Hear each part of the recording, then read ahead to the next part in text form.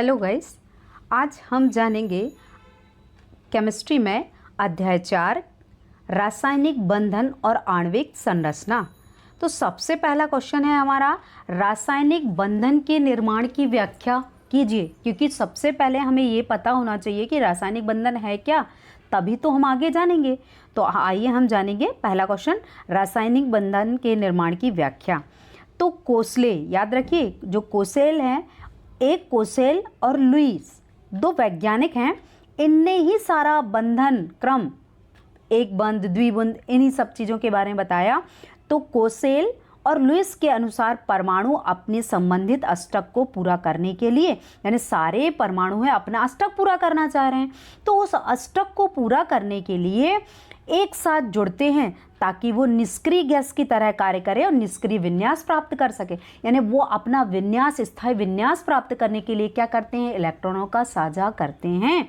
तो यह दो तरीकों से हो सकता है, एक परमाणु से दूसरे परमाणु में एक या अधिक इलेक्ट्रॉनों के स्थानांतरण द्वारा, या दो या अधिक परमाणु के बीच इलेक्ट्रॉनों के बंटवारे से। यानी जैसे पैसे की लेन देन से मित्रता होती है, वैसे ही इलेक्ट्रॉनों, परमाणुओं में इलेक्ट्रॉनों की साझेदारी से जो बंध बनता है वो बंध द्विबंध त्रिबंध होते हैं। जितना इलेक्ट्रॉनों का साझा होगा उसी पर डिपेंड करता है कि क्या बंध बनेगा। जब दो इलेक्ट्रॉनों का साझा होता है तब सिंगल बॉन्ड, जब 4 इलेक्ट्रॉनों का साझा होता है तो द्विबंध, और 6 इलेक्ट्रॉनों का साझा होने पर त्रिबंध बनता है। तो आपको ये बातें याद रखनी है। आइए अगला क्वेश्चन जानेंगे। अगला है, आयनिक बंध के निर्माण के लिए अनुकूल कारक क्या है। यानी जब आयनिक बंध बनेगा तो उसके लिए कौन से कारक होने चाहिए। तो याद रखिए कि उसके लिए परमाणुओं की निम्न आयनन एंथैल्पी होना चाहिए। दूसरा है, अधातु परमाणुओं की उच्च इलेक्ट्रॉन लब्धि एंथैल्पी में होना चाहिए। तीसरा है, निर्मित यौगिक की उच्च जालक एंथैल्पी। यानी ये सारे गुण होंगे तभी आयनिक बंध का क्या होगा, निर्माण होगा। अब अगला है बंध लंबाई। यानी देखिए, उसको नाम से समझ में आ रहा है, बंध लंबाई। तो बंध लंबाई को परिभाषित करना है। तो यह एक अणु में दो बंधित परमाणुओं के नाभिकों के बीच संतुलन दूरी है। आप चित्र से समझ गए होंगे कि एक अणु में दो बंधित परमाणुओं के नाभिकों के बीच क्या है, संतुलन दूरी ही क्या कहलाती है, बंध लंबाई। स्पेक्ट्रोस्कोपिक विधियों द्वारा मापी जाती है। तो आपको याद रखना, बंध लंबाई किससे मापी आपने, स्पेक्ट्रोस्कोपिक विधि के द्वारा मापी जाती है। अगला है, बंध क्रम अणु की स्थिरता से किस प्रकार से संबंधित है। ने जब बंध क्रम होगा, वो बंध क्रम में क्या बताता है, तो बंध क्रम जितना अधिक होगा परमाणु उतना स्थिर होगा। क्यों? क्योंकि उसने इलेक्ट्रॉनों का साझा कर लिया और वो स्थिर हो गया, तो वो परमाणु कैसा हो जाएगा, स्थिर हो जाएगा। अब है, सिग्मा और पाई बंध में कौन सा अधिक मजबूत है और क्यों। तो देखिए, सिग्मा बंध किस तरह बन रहा है, पाई बंध किस तरह बन रहा है। तो सिग्मा बंध अधिक मजबूत ऐसा इसलिए है क्योंकि सिग्मा बंध परमाणु कक्षकों के शीर्ष पर ओवरलैपिंग द्वारा बनता है। तो आपको याद रखना है कि जो सिग्मा बंध है कक्षकों के शीर्ष पर, आप चित्र से ही देख रहे हैं कि वो शीर्ष आपस में क्या कर रहे हैं, ओवरलैपिंग कर रहे हैं। और पाई बंध पार्श्व, पार्श्व मतलब जब साइड में, जब साइड में आप देख रहे हैं कि साइड में जब ओवरलैपिंग होती है तो तब पाई बंध बनता है। तो आपको चित्र के माध्यम से ही उसकी प्रैक्टिस करना है, कब बना सिग्मा, कब बना पाई बंध। अगला है, विद्युत संयोजी बंधन क्या है। दो उदाहरण के साथ अपन के इसके निर्माण की व्याख्या करना है। तो जब एक रासायनिक बंधन एक परमाणु से दूसरे परमाणु में इलेक्ट्रॉनों के पूर्ण स्थानांतरण द्वारा बनता है। तो हमेशा याद रखना, रासायनिक बंधन कब बनेगा, जब एक परमाणु से दूसरे परमाणु में क्या होगा, इलेक्ट्रॉनों का स्थानांतरण होगा, तभी तो वो बंध बनाएगा, तभी तो साझा करेगा, ताकि उनका सबसे बाहरी आवरण पूरा हो जाए। यानी एक ने इलेक्ट्रॉन दिया, दूसरे ने लिया, अपना अष्टक पूरा कर लिया, तो वो साझा हो गया। तो उसमें पूर्ण स्थानांतरण द्वारा होता है ताकि उनका सबसे बाहरी आवरण कैसा हो जाए, पूरा हो जाए। इसीलिए स्थिर उत्कृष्ट गैस विन्यास प्राप्त होता है। तो बनने वाला बंधन आयनिक बंधन या विद्युत संयोजी बंधन कहा जाएगा। बच्चों ये याद रखो कि विद्युत संयोजी, विद्युत धारा में हमेशा एक इलेक्ट्रॉन देता है, इलेक्ट्रॉन लेता है, तभी तो धारा संभव होती है। तो आपको ये याद रखना है कि विद्युत धारा का प्रवाह तभी संभव है जब इलेक्ट्रॉनों का प्रवाह होता है। तो इलेक्ट्रॉनों का आदान प्रदान ही होना है आयनिक बंधन, सहसंयोजी बंधन। आप उदाहरण से देख रहे हैं NaCl का अणु बनता है। NaCl जो बना वो क्या हुआ, Na और Cl के इलेक्ट्रॉनों के आदान प्रदान से। तो Na के जो इलेक्ट्रॉनिक विन्यास 281 था और Cl का 287 था, तो इन्होंने एक इलेक्ट्रॉन का आदान प्रदान किया और स्थायी संरचना 288 प्राप्त कर ली। तो आपको इस संरचना को लिखना है। अगला आप देख रहे हैं सहसंयोजी आबंध। नाम से ही समझ में आ रहा है, सहसंयोजी। जब क्या होता है, सहसंयोजी आबंध वैरासायनिक आबंध है जिसमें परमाणुओं के बीच इलेक्ट्रॉन युग्मों का सहभाजन हो जाता है। ऐसा सहभाजन हो जाता है कि वो आपस में इलेक्ट्रॉन बीच में रख देते हैं। आप चित्र से देख रहे हैं कि इलेक्ट्रॉन, हाइड्रोजन का इलेक्ट्रॉन है और कार्बन का। हाइड्रोजन और कार्बन इस तरह से व्यवस्थित हैं कि दोनों अपने एक एक इलेक्ट्रॉनों का साझा किए हुए हैं और बंध बनाए हुए हैं और दो दो इलेक्ट्रॉनों का साझा करके सिंगल बॉन्डिंग के द्वारा जुड़े हुए हैं। तो वह इस तरह से साझा किए हुए हैं कि दोनों साथ में जुड़े हुए हैं कि मुझे जब ज़रूरत हो तो मैं इलेक्ट्रॉन ले लूँ, तुम्हें जब ज़रूरत तुम। तो वो दोनों साझा किए हुए हैं, तो वह बंध बनेगा, वो सहसंयोजी बंध कहलाएगा। तो आप देख रहे हैं मीथेन में जो पाया जाने वाला बंध है वो सहसंयोजी बंध है। CH4 में आपको क्लियरिटी दिखाई दे रही है कि जो बना हुआ है वो बंध कौन सा बंध है, सहसंयोजी आबंध। तो आप देख रहे हैं दो दो इलेक्ट्रॉनों का साझा है, कार्बन मध्य में है और हाइड्रोजन चारों तरफ है, तो ये कहलाएगा CH4 जिसे मीथेन कहते हैं। और हम जस्ट बाजू में देख रहे हैं कि जल जो है H2O, हाइड्रोजन से जो है इलेक्ट्रॉन आपस में आदान प्रदान कर रहा है और ऑक्सीजन से क्रिया कर रहा है और H2O बन रहा है। तो ये भी सहसंयोजी आबंध पाया जाता है। इस तरह आप समझ ही गए होंगे। अब आगे बताया गया है कि अनेक सहसंयोजी आबंधन में अनेक प्रकार की पारस्परिक क्रियाएं होती हैं और जिनमें सिग्मा आबंधन और पाई आबंधन, धातु धातु आबंधन आदि प्रमुख। यानी इनमें कौन सा बंध बनेगा, सिग्मा और पाई बंध बनेगा। अगला आ जाता है सहसंयोजी आबंध के जो गुण हैं, सहसंयोजी यौगिक हैं, उनमें जो गुण पाए जाएंगे। अपन ने अभी देखा सहसंयोजी आबंध, अब जो सहसंयोजी यौगिक बन गया है उसके गुण क्या हैं। तो देखिए सहसंयोजी यौगिक जो होते हैं उनके गलनांक व क्वथनांक कैसे होते हैं, कम होते हैं। ये स्वभाव में नरम और अपेक्षाकृत कैसे होंगे, लचीले होंगे। इन यौगिकों में विद्युत चालकता नहीं होती, याद रखना इनमें विद्युत चालकता नहीं होती क्योंकि ये सहसंयोजी हैं। याद रखना आयनिक यौगिक विद्युत संयोजी होते हैं, इन यौगिकों में विद्युत चालकता नहीं होती। अगला है इनमें संलयन वाष्पीकरण की एंथैल्पी का मान कैसा होता है, कम होता है। अब हम जानेंगे लुईस संरचना क्या है। लुईस साइंटिस्ट आए, उनने कार्बन, नाइट्रोजन और सारे तत्वों में उसके इलेक्ट्रॉन को जिस छोटे छोटे संकेतों के द्वारा व्यक्त किया तो वही कहलाती है लुईस संरचना। तो आइए हम समझेंगे लुईस संरचना के बारे में। देखिए लुईस संरचना अणु के बैलेंस सेल इलेक्ट्रॉनों का एक सरलीकृत प्रतिनिधित्व है। इसका मतलब ये है कि क्लोरीन है, क्लोरीन के अंतिम कोष में 7 इलेक्ट्रॉन बचते हैं। तो देखिए किस तरह से क्लोरीन के चारों तरफ 2, 4, 6, 7 इलेक्ट्रॉन क्या हुए हैं, जमे हुए हैं डॉट डॉट के रूप में। तो ये इसका उपयोग यह दर्शाने के लिए किया जाता है कि अणु में इलेक्ट्रॉन विशिष्ट परमाणु के चारों ओर किस तरह से कैसे वितरित हैं।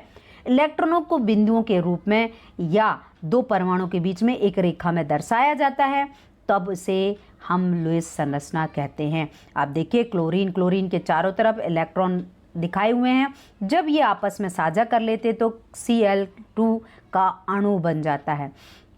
इस तरह जल में है हाइड्रोजन दोनों तरफ है और बीच में ऑक्सीजन है, ये आपस में H2O बनाता है। तो किस तरह से वो डॉट डॉट यानी वो इलेक्ट्रॉन व्यवस्थित हैं और वो आपस में क्या कर रहे हैं, क्रिया करके आगे की संरचना बनाते हैं।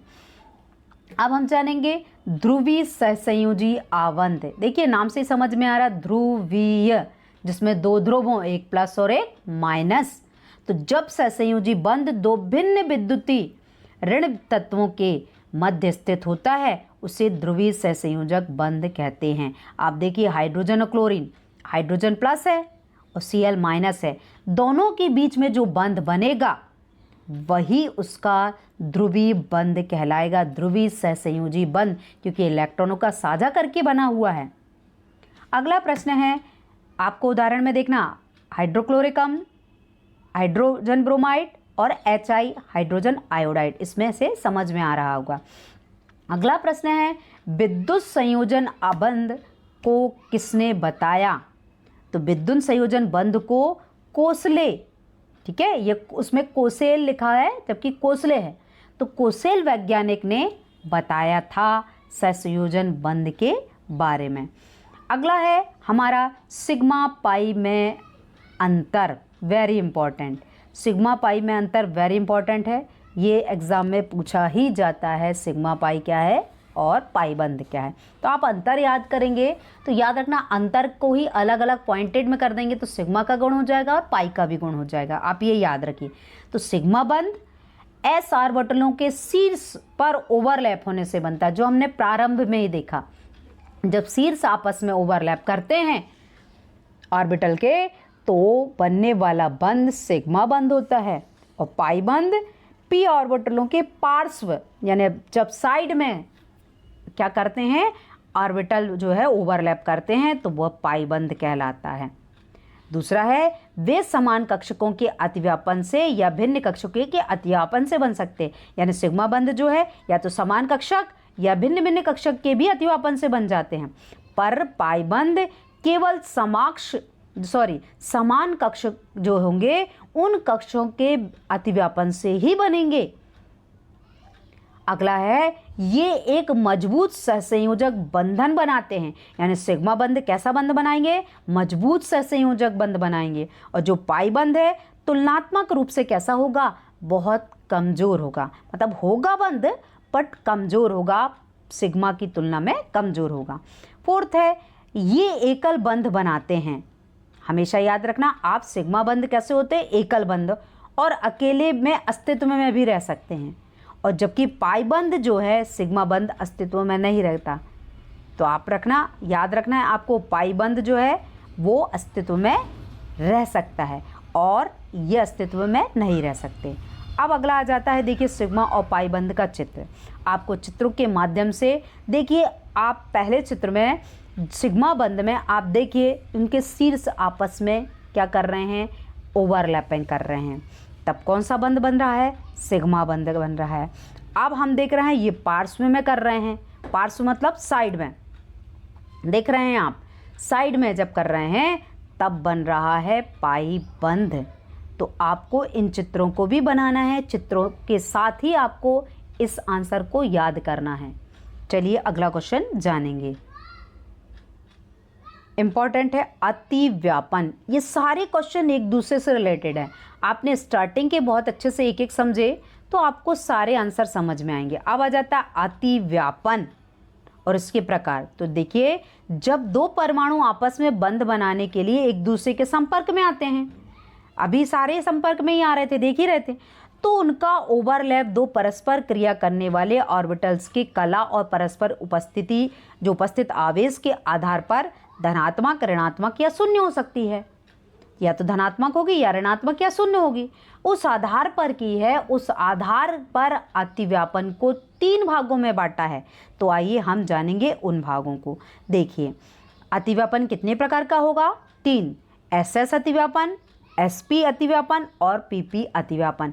अब याद रखिए, SS अतिव्यापन सिंगल, SP अतिव्यापन भी सिंगल, पर जो PP अतिव्यापन है वो 2 प्रकार का होता है, एक तो समाक्ष और एक होता है पार्श्व। तो आपको ये याद रखना है, आगे हम समझेंगे वीडियोस में। अब आप देखिए SS अतिव्यापन क्या है। देखिए, जब 2 परमाणुओं के SS कक्षकों के अतिव्यापन से बने बंध को SS बंध या सिग्मा बंध कहते हैं। आप देखिए, S जो है परमाणु का जो कक्षक है वो दूसरे S से, मतलब 2s आपस में जो है वो क्रिया कर रहे हैं, इलेक्ट्रॉनों का पेयर कर रहे हैं और पेयर करके बंध बना ले रहे हैं। आप चित्र से बिल्कुल क्लियर देख रहे हैं, पीले रंग की जो रेखा जा रही है वो बंध है। तो और संरचना देखिए, संरचना का आकार भी बदल गया। तो इस प्रकार जो कक्षक बनेगा, इसकी आकृति भी बदल जाएगी, यही है एस एस अतिव्यापन। तो एस एस जो एटॉमिक ऑर्बिटल है वो आपस में अतिव्यापन करते हैं, ओवरलैप बनाते हैं, बंध बनाते हैं। तो बना हुआ जो है वो एस एस अतिव्यापन होगा और इलेक्ट्रॉन पेयर बंद बनेगा, और जो बंद होगा उसे हम सिग्मा बंद कहेंगे। अगला आ जाता है एसपी अतिव्यापन। एसपी अतिव्यापन इस प्रकार का अतिव्यापन, एक परमाणु के आधे भरे हुए एस कक्षक और दूसरे परमाणु के आधे भरे हुए पी कक्षक। याद रखना दोनों के आधे आधे भरे हैं, पर एक एस है और एक दूसरा क्या है, पी। ये आपस में क्रिया करके देखिए किस तरह का बंध बना रहे हैं, जिसे हम एसपी अतिव्यापन कह रहे हैं। इसमें जो बंध बन रहा है और इसकी आकृति देखिए, एस बड़ा है और जो दूसरा पी ब्लॉक का येलो पार्ट है वो छोटा सा है। तो देखिए आकृति में भी परिवर्तन हो गया। तो आपको आकृति बहुत ध्यान से बनाना है। तो याद रखिए, एक एस ब्लॉक और एक पी ब्लॉक आपस में क्या करता है, अतिव्यापन करता है, तब वह कहलाता है एसपी अतिव्यापन। अगला है पीपी अतिव्यापन। आपने अभी पी ब्लॉक देखा, कक्षक देखा। तो इस प्रकार के अतिव्यापन दो उपागम परमाणु के आधे भरे हुए पी कक्षक यानी पीपी कक्षक आपस में जो अर्ध भरे हुए हैं वो आपस में ओवरलैप कर रहे हैं, और ओवरलैप से जो बनी हुई संरचना है वही संरचना क्या कहलाएगी, पीपी अतिव्यापन की संरचना कहलाएगी। अब हम जानेंगे पार्श्व और समाक्ष अतिव्यापन क्या है। तो पार्श्व में देखिए, साइड साइड से ऊपर ऊपर जब क्या हो रहे हैं कि नहीं, दो परमाणु के अर्धपूरित पी कक्षक आपस में पार्श्व में मतलब साइड साइड से अतिव्यापन करते हैं, तो पीपी साइड जो वाइज जो है ओवरलैपिंग हो रहा है उसे पीपी पार्श्व अतिव्यापन कहते हैं। इससे पाइबंध का निर्माण होता है। जब हमने सिग्मा और पाइबंध में अंतर देखा तो आपको उसी समय ही बताया मैंने कि पार्श्व आपस में साइड में जब वो ओवरलैप करते हैं तब बनने वाला बंध कौन सा होता है, पाइबंध होता है। तो आपको चित्र बनाकर इसे भी तैयार करना है। आप याद रखिए सारे स्ट्रक्चर को बना के तैयार करना है, तभी आपको क्लियर होगा, समझ में भी आएगा। अगला आ जाता है समाक्ष अतिव्यापन। सिग्मा बंध का निर्माण अपन ने पहले ही देखा कि साइड से जब ओवरलैप करते हैं, जब कक्षक सिग्मा बंध कक्षकों के जिस अक्षीय मतलब अक्ष में ही जब ओवरलैप करते हैं, उनका जो शीर्ष है वो आपस में ओवरलैप करता है, तो इस तरह से जो आकृति बनाता है वो कहलाता है समाक्ष अतिव्यापन। अगला है संकरण। ये भी बहुत महत्वपूर्ण है। आपको याद रखना है कि संकरण क्या है, उसकी परिभाषा, उसकी विशेषता, इसके प्रकार। याद रखिए इसके लगभग 7 प्रकार हैं और इसमें 2 या 3 पूछे ही जाते हैं एग्जाम में। तो आपने संकरण की परिभाषा, उसकी विशेषता और प्रकार कुछ याद रखना है। तो आइए शुरू करते हैं संकरण। संकरण को 2 परमाणु कक्षकों को मिलाकर एक नए प्रकार के संकरित कक्षक यानी 2 परमाणु हैं वो आपस में मिल गए और एक नया संकरित कक्षक यानी जो बना हुआ कक्षक कौन सा कहलाएगा, संकरित, क्योंकि उन्होंने हाइब्रिडाइजेशन किया। हाइब्रिडाइजेशन क्रिया की क्रिया जो हुई वही तो संकरण है। तो संकरण की क्रिया में नए प्रकार के संकरित कक्षक बनाने की जो प्रक्रिया है वही परिभाषित किया जाता है कि पूरी तरह से अलग ऊर्जा, आकार आदि के साथ संकर कक्षकों का निर्माण होता है। वही प्रक्रिया कहलाती है संकरण। यानी 2 कक्षकों के आपस में मिलने से जो नया कक्षक बनता है, संकरित कक्षक बनता है, वही प्रक्रिया कहलाती है संकरण। आप इस तरह से भी जो मैं बोल रही हूँ उस भाषा में भी लिख सकते हैं। अब आ जाता है संकरण के नियम, यानी संकरण के जो नियम है वो नियम बताना है। किस नियम से आप इनको बता सकते हैं? तो पहला है संकरण तब होता है जब एक ही परमाणु या आयन से संबंधित कक्षाओं की ऊर्जा कैसी होगी, समान। यदि ऊर्जा समान नहीं होगी तो याद रखना वो आपस में क्रिया नहीं करेंगे, इलेक्ट्रॉनों का आदान प्रदान नहीं करेंगे। दूसरा है संकरित कक्षकों की संख्या संकरण प्रक्रिया में शामिल कक्षकों की संख्या की कैसे होती है, बराबर होती है। तीसरा है ऊर्जा और आकार के संदर्भ में संकर कक्षक सदैव तुलनीय होते हैं। हमेशा याद रखना तुलनात्मक होते हैं, ना कुछ थोड़ा सा अंतर पाया जाएगा ऊर्जा और आकार के संदर्भ में। संकर कक्षक मतलब जो बना हुआ, जिनने भाग लिए, और जो बना यानी थोड़ी ना थोड़ी जो हुए है उसके ऊर्जा में क्या होगा, अंतर पाया जाएगा। अगला नियम है शुद्ध परमाणु कक्षकों की तुलना में संकर कक्षक अधिक स्थायी बंध उत्पन्न करते हैं, यानी जो शुद्ध है कक्षक उसकी तुलना में जो संकर कक्षक है वो कैसा होगा, स्थायी बंध करेगा। अगला है संकरण का लक्ष्य समतुल्य कक्षकों का निर्माण करना है, यानी ये नियम ये बता रहा है संकरण की जो क्रिया है वो उससे क्या पता चलता है, संकरण से ये पता चलता है कि जो समतुल्य कक्षक बने उनका जो निर्माण हुआ, जिनमें सबसे अधिक सममितता थी यानी समावेता का जो गुण प्रदर्शित कर रहे थे, वो संकरण के कारण ही संभव हो चुका। अगला है यह अज्ञात है कि संकरण वास्तव में होता है या नहीं, यह एक सिद्धांत है। मतलब संकरण क्या है ये सारी प्रोसेस को बताया तो, पर एक सैद्धांतिक रूप है ये। यह बताता है कि वास्तविक दुनिया में अणु कैसे व्यवहार करते हैं। तो अब हम जानेंगे संकरण के प्रकार। तो संकरण देखिए sp, sp2, sp3, sp3d, sp3d2 और अंत में है sp3d3। तो अब हम जो कुछ इम्पॉर्टेंट संकरण हैं जिन्हें चित्र सहित जानेंगे, जो पेपर में पूछे जाते हैं। मैं सारे संकरण को नहीं समझाऊंगी क्योंकि बच्चों को इतने सारे याद ही नहीं होते, तो आपको कुछ इम्पॉर्टेंट जो है उन्हीं संकरण को समझाऊंगी। आइए देखेंगे।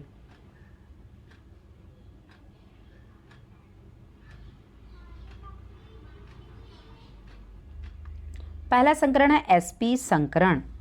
तो sp संकरण में आप नाम से ही समझ में आ गया होगा, एक s और एक p ऑर्बिटल को एक साथ जोड़कर दो sp संकर ऑर्बिटल उत्पन्न किए जाते हैं, जिनकी संरचना कैसी होती है, रैखिक होती है। और हमेशा याद रखना ये 180 डिग्री का बंध कोण बनाते हैं। आप चित्र में बिल्कुल देख ही रहे होंगे कि स्पष्ट हो रहा है कि s ऑर्बिटल है और p ऑर्बिटल आपस में संकरित हो रहे हैं और संकरित होकर किस तरह से आकृति बना रहे हैं। ये जो संरचना बनती है वो संरचना कैसी होगी, एक रैखिक संरचना होगी जिनके बंधों का कोण 180 डिग्री का होगा। आप अगर BeCl2 जो है उसकी संरचना बताएंगे तो इसी तरह से ही बताएंगे, क्योंकि बेरियम क्लोराइड जो है इसकी संरचना भी सेम sp संकरण की तरह होती है। अगला है sp2 संकरण। एक s और एक p ऑर्बिटल को एक साथ मिलाकर 3 sp2 हाइब्रिड ऑर्बिटल मिलाए जाते हैं।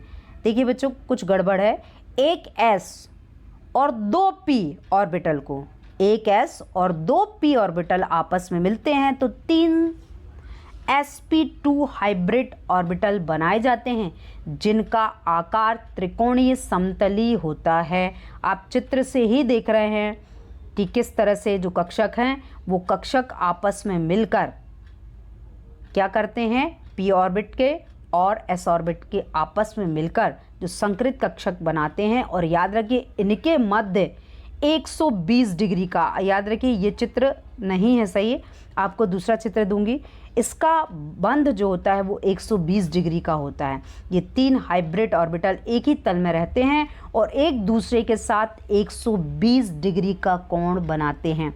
और हाइब्रिड ऑर्बिटल में 33.3% जो होते हैं वो s ऑर्बिट होते हैं। अगला जानेंगे हम द्विध्रुव आघूर्ण का महत्व और उसके अनुप्रयोग बताना है। तो द्विध्रुव आघूर्ण को हम जानेंगे कि अणुओं की प्रकृति का पुनर्अनुमान लगाने के, अन्य अणुओं की हमें प्रकृति जानना, उसका पुनर्अनुमान लगा लिया तो विशिष्ट द्विध्रुव आघूर्ण वाले ध्रुवीय प्रकृति के होते हैं अब ये, और उन्हें शून्य द्विध्रुव आघूर्ण वाले अक्षीय अध्रुवी प्रकृति के बताते हैं। तो उनमें याद रखना अणुओं के आकार के निर्धारण में इसका उपयोग करते हैं और प्रतिशत आयनिक जो चरित्र है उनकी गणना में, उनके बारे में बताने के लिए। अब हम जानेंगे C2H4 और C2H2 जो है अणुओं में कार्बन परमाणु के बीच द्विबंध और त्रिबंध का निर्माण किस तरह से करते हैं, तो हमें चित्रों के द्वारा उसे समझना है। तो देखिए हम चित्रों के द्वारा से स्पष्ट समझ में आ रहा है कि हाइड्रोजन, दोनों हाइड्रोजन ऊपर जुड़े हुए हैं कार्बन के साथ और कार्बन कार्बन के मध्य में डबल बॉन्ड है। जब कार्बन कार्बन के मध्य में डबल बॉन्ड होता है तो वो एथीन कहलाता है, और जब कार्बन कार्बन के मध्य में ट्रिपल बॉन्ड होता है क्योंकि 6 इलेक्ट्रॉनों का साझा हुआ तो वो एथाइन कहलाता है। तो इस तरह से अब डबल बॉन्ड और ट्रिपल बॉन्ड की संरचना ने देखी आपने। याद रखिए C2H4 का अर्थ होता है एथीन, और C2H2 का अर्थ होता है एथाइन, तो जिसे हम एसिटिलीन भी कहते हैं। तो आपको ये याद रखना है, ये स्ट्रक्चर है। अगला है प्रतिबंधी आणविक कक्षक को परिभाषित कर दिए। प्रतिबंधी एंटी बॉन्डिंग मॉलिक्यूलर ऑर्बिटल, तो संयुक्त परमाणु कक्षकों के इलेक्ट्रॉन तरंग के व्यवकलन प्रभाव से बनाने वाले, मतलब जो क्या होगा, जो संयुक्त ऑर्बिटल हैं वो आपस में जुड़ते हैं और जुड़ने से जो संरचना बनाएंगे, जुड़ने वाले ऑर्बिटल कक्षक को प्रतिबंधी आणविक कक्षक कहेंगे। आपको डेफिनेशन याद रखना है। अगला आ जाता है किसी अणु में हाइड्रोजन बंधन के लिए 2 शर्तें बताइए, किसका पालन करना चाहिए। तो पहला है अणु में हाइड्रोजन परमाणु जैसे अत्यधिक विद्युत ऋणात्मकता होनी चाहिए। नंबर 2, विद्युत ऋणात्मकता परमाणु का आकार कैसा होना चाहिए, छोटा होना चाहिए। तो ये 2 शर्तों का पालन होना चाहिए किसी अणु में हाइड्रोजन बंधन बनने के लिए। यानी हाइड्रोजन बंध कब बनेगा, किस नियम का पालन करेगा, तो ये 2 शर्तें हैं। अगला आ जाता है वेरी इंपॉर्टेंट, जल एक द्रव है। देखना ध्यान से, H2O मतलब द्रव है, जबकि H2S एक गैस है। मतलब O भी उसी ग्रुप का है और S भी उसी ग्रुप का है, पर हाइड्रोजन के साथ दोनों क्रिया कर रहे हैं, तो एक द्रव है और एक गैस है। ऐसा क्यों है, तो आइए जानेंगे। जल में हाइड्रोजन बंधन H2O अणु के संयोजन का कारण बनता है। मतलब जल में जो देख रहे हैं आप बंध जो बन रहा है, एक डार्क बंध है और एक डॉट डॉट करके, तो जो डॉट डॉट करके है वो हाइड्रोजन बंध होता है। तो इन हाइड्रोजन बंधों की उपस्थिति के कारण ही जल एक द्रव है, जबकि H2S क्या है, गैस है। क्योंकि H2S के मध्य में जो बना हुआ बंध है, आप देखिए उसमें हाइड्रोजन बंध नहीं बन रहा है। तो आप ये याद रखिए वो किस तरह से अवस्था में है, गैसीय अवस्था में है, और वो गैसीय अवस्था में होने के कारण क्या होगा, उसकी अवस्था परिवर्तित हो जाएगी। अगला है NH3 का क्वथनांक pH3 से अधिक है। तो अब ये देखना, H2S में कोई हाइड्रोजन बंधन नहीं है, इसीलिए यह क्या है, एक गैस है। तो अब हम जानेंगे NH3 का क्वथनांक pH3 से अधिक है क्यों। देखिए NH3 का क्वथनांक pH3 से अधिक है, तो NH3 में हाइड्रोजन बंधन है लेकिन pH3 में नहीं है। जैसे अभी अपन ने जाना कि H2O द्रव है पर H2S नहीं, क्योंकि H2O में हाइड्रोजन बंध है और H2S में नहीं है। तो सेम वैसे ही NH3 में हाइड्रोजन बंधन है लेकिन pH3 में नहीं है। अब आ जाता है इलेक्ट्रोनेगेटिविटी की परिभाषा, मतलब विद्युत ऋणात्मकता की परिभाषा बतानी है। तो इलेक्ट्रोनेगेटिविटी मतलब विद्युत ऋणात्मकता एक परमाणु की साझा इलेक्ट्रॉन जोड़ी को आकर्षित करने, यानी इलेक्ट्रॉन को ले लिया तो वो ऋणी हो गया, और जब इलेक्ट्रॉन की लेने की जो क्रिया है वही तो उसकी विद्युत ऋणात्मकता कहलाएगी। यानी इलेक्ट्रॉन लिया यानी वह ऋणी हो गया। यह बंधित परमाणु का गुण है, जबकि इलेक्ट्रॉन लाभ एंथैल्पी एक परमाणु के बाहरी इलेक्ट्रॉनों को आकर्षित करने की क्या है, प्रवृत्ति है।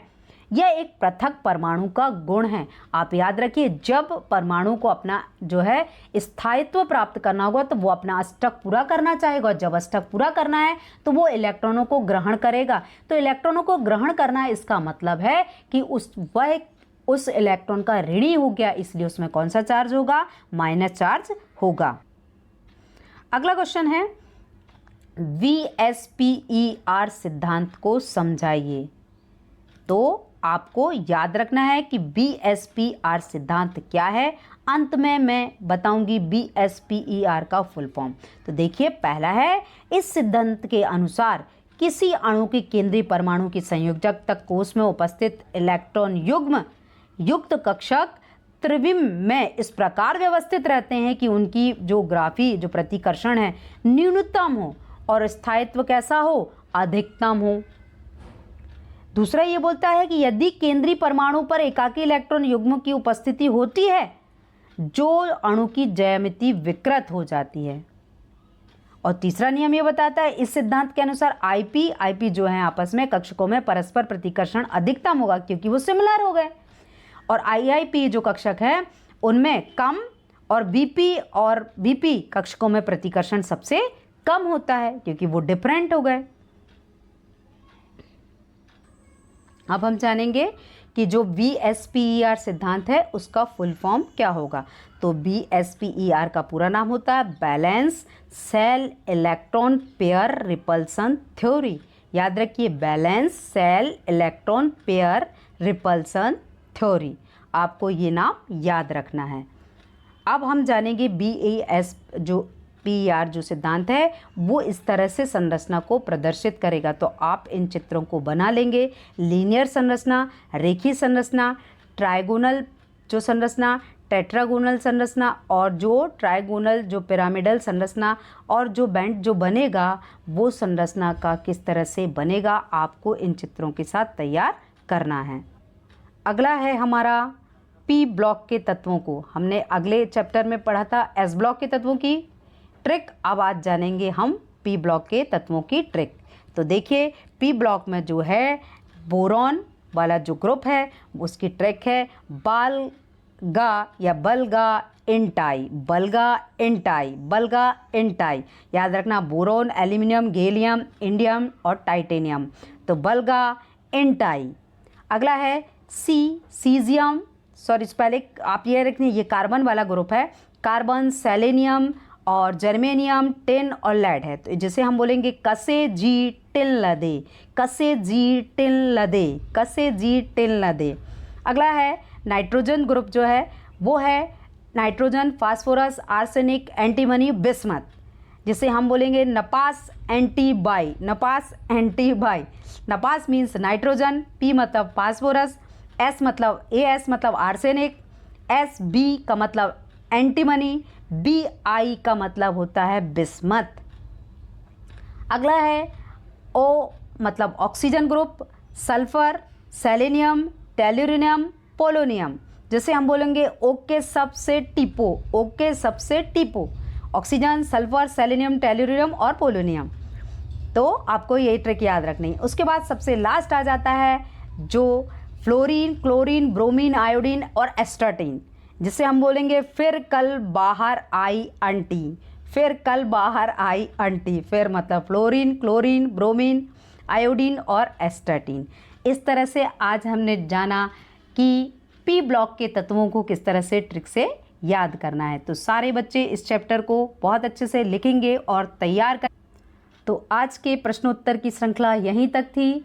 अगले वीडियोज़ में फिर मिलते हैं। Thank you for watching my videos. Please like and subscribe.